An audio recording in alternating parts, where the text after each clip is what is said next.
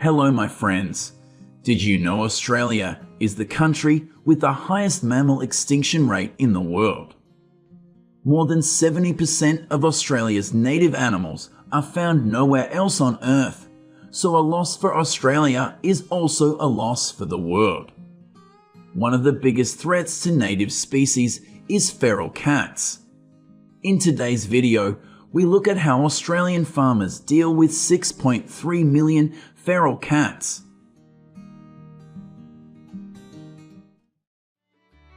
Feral cats first appeared in the wild in the 1850s. To date, the number of feral cats in Australia is estimated at 1.4 to 6.3 million. Wild cats have become a haunting name for Australians, especially farmers. Feral cats are dangerous invasive species. They eat millions of other animals, causing ecological imbalance. They are considered perfect hunters, patient, silent, and adaptable. Many native animals are the perfect size prey for feral cats.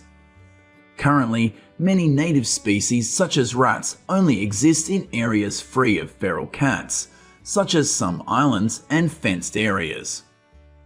Although they are in the same cat family, these stray cats are not cute at all. They are aggressive and cause a lot of damage.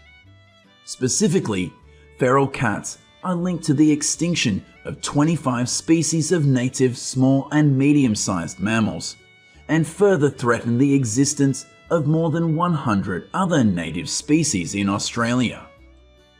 Among them, estimates of the annual predation impact of feral cats on native wildlife in Australia show that 272 million birds, 470 million reptiles, 815 million mammals were killed. Along with the undetermined losses were invertebrates and amphibians. These massacres are often committed by feral cats living in the bush, but cats in town areas also kill large numbers of animals. Besides, they can also injure people. On the outside, feral cats can be difficult to distinguish from domestic cats. They have agile bodies, sharp senses, and good coordination that are very suitable for hunting. Wild cats live alone and are active at dawn and dusk. During the day, they tend to lie in sheltered areas, including rabbit holes, logs, or dense bushes. Feral cat populations are self-sustaining and able to reproduce successfully thanks to abundant food sources. On average, females give birth to 2 litters per year, the first in spring, the second in late summer and early fall. Under favorable conditions, baby wildcats remain with their mother until about 7 months of age. They then disperse and live alone. These individuals give birth to dozens of other litters of feral cats. Just like that, wild cats expanded their territory and invaded all of Australia. The number of feral cats suddenly increased, leading to a lack of food. Therefore, they tend to increase their hunting and attacking behavior to ensure survival. Like a leopard in the desert, the feral cat's gentle steps and sharp eyes are directed towards its prey. These unfortunate ducks will become today's meal. Usually, these birds will be the favorite prey of feral cats when they are hungry. Although the birds protested, it was ineffective. They struggled desperately until feral cats tore them apart. In fact, attacking these small animals is quite easy for feral cats. This is a picture of a tiny wild cat attacking a deer. You're right, this absurd thing really happened. In a fight in the wild, victory always belongs to the fierce predators. Strength does not lie in greatness. The truly strong person is the one who survives to the end. The wild cat is such a strong person. They are small, but their attack power and brutality are enough to terrify their opponents. Not only do they attack wild animals, feral cats also attack pets when given the opportunity. Of course, your pet is no match for a wild predator. If not stopped in time, everything will get worse. Its outcome will probably be the same as the deer or deer just now. Feral cats also pose a threat to human health because they can carry infectious diseases such as rabies and respiratory infections. The Australian Feral Cat Reduction Action Plan begins, including direct measures to reduce feral cat numbers such as trapping and baiting. Cameras help plans execute better. Farmers will know how many stray cats are lurking around their area. In addition, the most effective form of controlling feral cats on a large scale is using poisonous bait. However, feral cat bait is only used in Western Australia. Many native animals in the area have developed resistance to this poison. In some parts of Australia, poisonous bait can pose a significant danger to wildlife. What was your first reaction when you saw this image? Don't let its appearance fool you. In fact, each of these cute wild cats can kill up to 1,000 native animals each year. This problem is getting worse, meaning that in some cases, the added pressure of feral cats could quickly push other animals out of the world. Australia's National Scientific Agency, CSIRO, has reported feral cats kill an average of 1.8 billion Australian animals each year, equivalent to 2,000 native animals every minute. A terrible number. Realising that this situation cannot last, the Australian government allows citizens to participate in wild cat hunting activities. However, this can only be done with a hunting licence and in strict compliance with government regulations. The goal is to reduce the number of feral cats in the area, maintain the ecosystem, and ensure safety and efficiency in hunting. About 211,000 feral cats were culled in 2023. Dozens of them were hunting possums in the mountains, and others were hunting at night in remote and arid regions of Australia.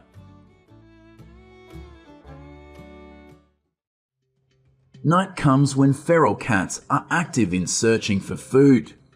The instinct of a predator allows them to operate effectively at night. However, they did not know that in the distance there were eyes watching and gun muzzles aiming at them. In order to optimize the effectiveness of hunting wild cats, many people also choose to participate in night hunting activities. This is a natural rule. If you want to catch a predator, you must come when they are hunting. During hunts, farmers can end the lives of feral cats with a shot, but the encroachment of entire feral cat populations cannot. The claws of feral cats have deeply invaded Australia's ecosystem.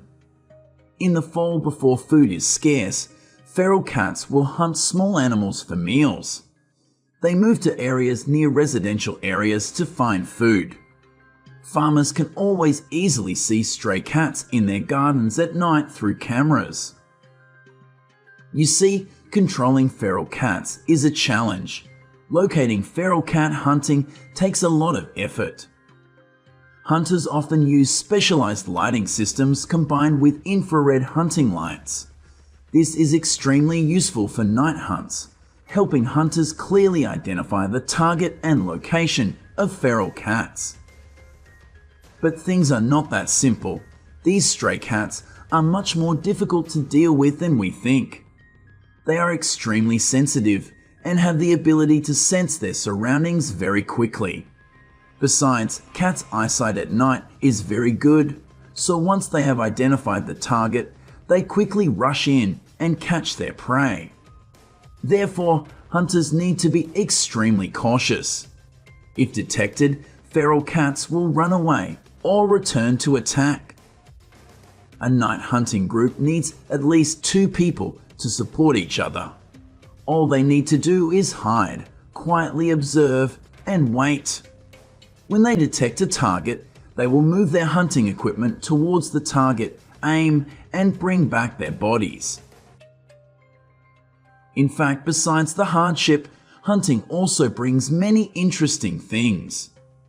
You won't know when the wild cats will appear, but the feeling of discovering and defeating them will certainly make you excited. This joy does not come from killing, but farmers know that every shot they fire will help prevent the encroachment of feral cat populations, or at least discourage feral cats in the development area.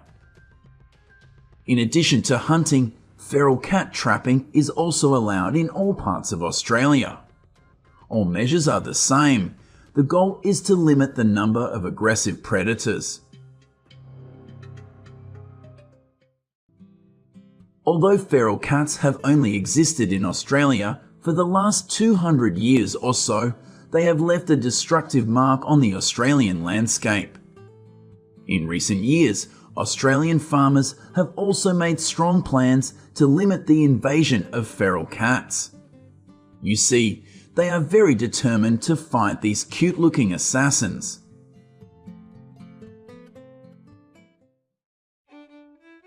Hello my friends. Originally, only 13 wild rabbits were brought to Australia from England in 1859 by a wealthy man named Thomas Austin. Since then, to this day, the overpopulation of wild rabbits and their negative impact on nature and agriculture has always left the government and many farmers in Australia with a headache to find solutions and appropriate countermeasures. Over the past 100 years, governments and farmers in Australia have adopted a variety of measures to control wild rabbit populations, such as building fences and destroying rabbit burrows.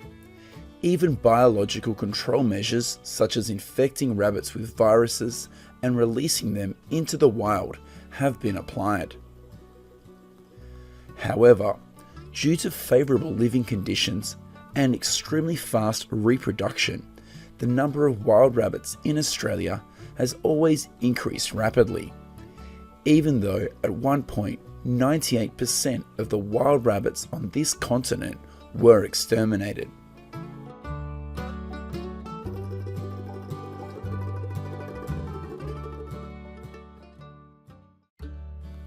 Female wild rabbits usually start breeding as soon as they reach 5 to 6 months of age. Currently, female feral rabbits in Australia usually give birth to 4 litters a year, and each litter usually has around 7 to 10 kits born. Yes, that's right, kits is the name for baby rabbits. Baby wild rabbits spend most of their time living in burrows, and they are only allowed out when the mother wild rabbit feels it's safe. These baby rabbits will feed on their mother's milk for about 4 weeks before starting to nibble on food. According to research by the Centre for Invasive Species Solutions in Australia, most wild rabbits will separate from their mothers and begin an independent life as soon as they are weaned. It is estimated that there are currently about 287 million wild rabbits living in Australia, of which about 177 million rabbits are born each year. Hundreds of millions of rabbits are distributed over 71% of Australia's land area, and they are found anywhere there is grass and that they can burrow.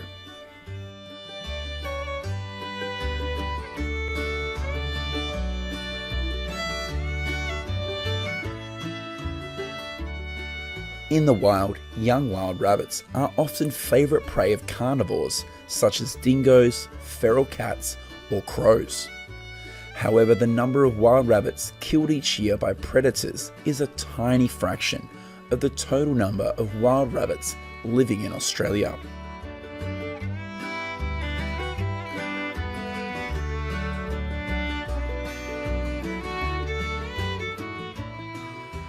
After about 4 to 5 weeks, these wild rabbits have been weaned and start a new independent life. They will burrow and live wherever there is a food source and less disturbances, like in a backyard, in a garden, or on a hillside. Basically, anywhere in Australia could be an ideal habitat for this highly adaptable animal, except in areas with a lot of clay and sand, like in the northeast of South Australia.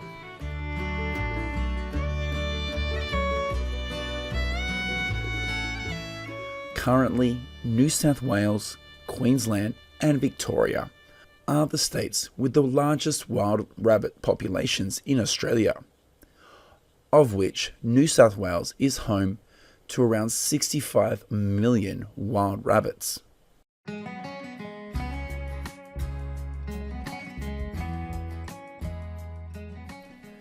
The negative impact that hundreds of millions of feral rabbits have on Australia's ecosystems include the depletion of vegetation and natural grasslands associated with overgrazing by wild rabbits.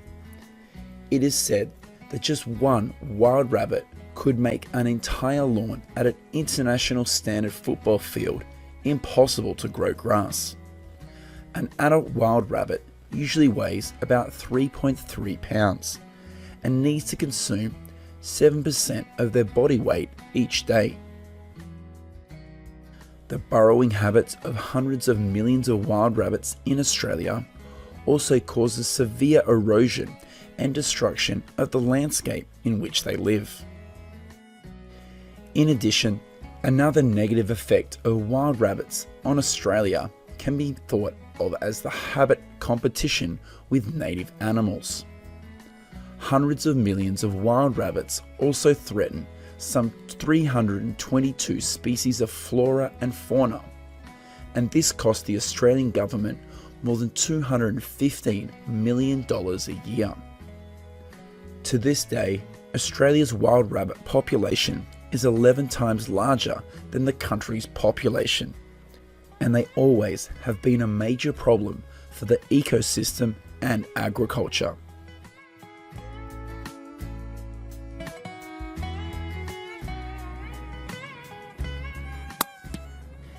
In response to the rampant wild rabbits, the Australian government allows anyone to hunt them in unlimited numbers. In addition, the government also encourages people to organise wild rabbit hunts to reduce the number of this invasive species. Along with that, biological control measures are always being studied to find viruses that can kill wild rabbits in large numbers. In short, just like the wild boar problem in the United States, the wild rabbit problem in Australia will still cause headaches for the government and farmers for many years to come to find effective control measures for this invasive species.